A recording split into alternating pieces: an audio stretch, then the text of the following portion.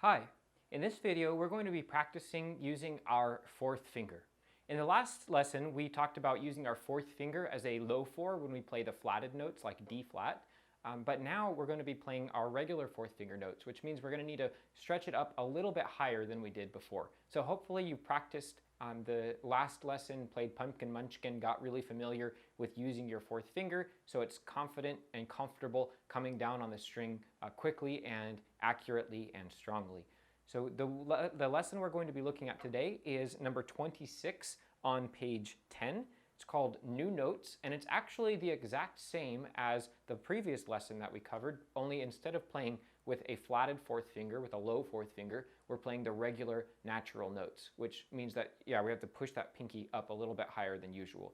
There's actually a trick that we can use and to tell whether the notes we're playing are in tune or not. And that's because as you walk up on any string, so let's say the G, for example, if you walk up on G, A, B, C, and then your fourth finger is playing the note D, that's the same as your open D.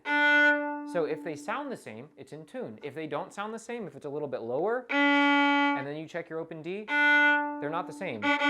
So you can raise your fourth finger until they match. Same problem might also happen on the other side where you overshoot it.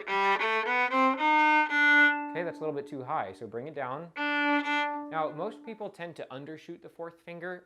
Unless your hands are like extra big or extra flexible, you're probably gonna undershoot the fourth finger. So just stretch it up as far as you can with a good round rainbow finger. We still, with our pinky, even though it's shorter, we still wanna keep it curved so that it's coming down on the fingertip. We don't want to overextend the pinky so that we're having to place it down flat because it's going to have a really weak, warbly sound, and it's probably not going to be in tune or comfortable for your hand. So again, make sure that, as with all of our other fingers, we have nice curved rainbow fingers coming down on the string at the very tip of our fingers. So let's look at number 26 together, and we're not going to practice it as it's written exactly. We're going to add one note. So the way that will work, which is we'll start with section B, and we'll walk up, open G. Now place your fourth finger, and now play the open D. Are they the same? Great. If not, adjust your pinky until it sounds the same as that open. Then we're going to walk down. So the next, now it starts on C, third finger, and it repeats. We do it again. So we walk up, fourth finger, check the open, and then walk back down. Okay, now we do the same thing on the next four strings. So for right now, the way I'm going to play it is the same way. We're going to walk up, check the open string, and then walk back down. So here we are on the D string. This is section C. Ready, go.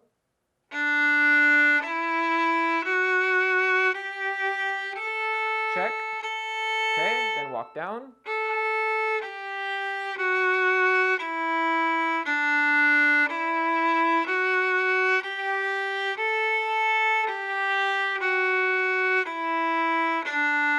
Okay, now we'll go to the A string. Again, we'll check the first time and then walk down. So we start with open A. Ready, go.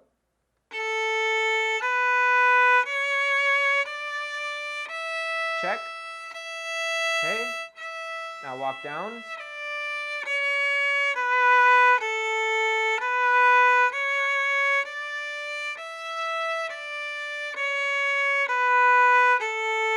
And our last one is open E. Now, unfortunately, we don't have a B string, so we're not going to be able to check that high B with another open string. But what you can do is you can play the lower B, which is your first finger on the A string, an octave down. So you can walk up,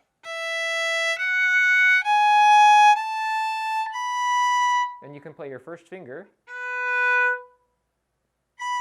So they should sound kind of the same. Obviously, they're different octaves, so it's not going to sound exactly the same. Or what I would recommend doing without even checking the first finger is just as you walk up, use your ear, listen. Does it sound right? If it doesn't sound quite right, then it probably isn't.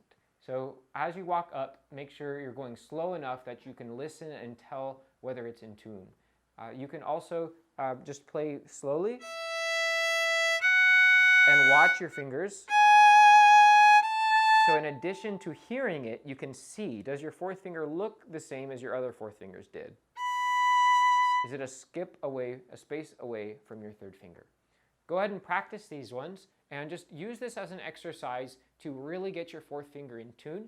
Just like with our other fingers, you want to be so comfortable playing your pinky that you don't have to think about it every time that we see it. Then, once you're really comfortable with your fourth finger, go back and play the songs on pages 4 through 8. Pick whichever songs are your favorite, and anytime that you see a D or an A or an E or a G, any of those open strings, instead of playing it with an open string, try playing it with the fourth finger. So all you do is you go through, pick your favorite songs in pages 4 through 8, and play through it with a fourth finger instead of the open strings. And that'll really work it into your muscle memory, and as you read through and sight read music, seeing a fourth finger won't be scary. That's one of the things that I've noticed about playing with the pinkies. When I first learned to use my fourth finger, I was really bad at it. It was really difficult for me to do. And so I swore that I would be the first professional violin player to never use his pinky, to only use the first 3 fingers. And you can see how that worked out. So I ended up having to use the fourth finger because my 3 fingers weren't working out for all the pieces I wanted to play. And it turns out that the fourth finger actually isn't that difficult to use. It just takes a little bit of effort on the front side where you're really working it out, getting it used to playing, strengthening it, getting it faster and stronger, and then it's just like any other finger on your hand, and it's actually a tremendous tool in your violin playing technique. So spend some time with it, get really comfortable with it, and then we can move on to the next piece.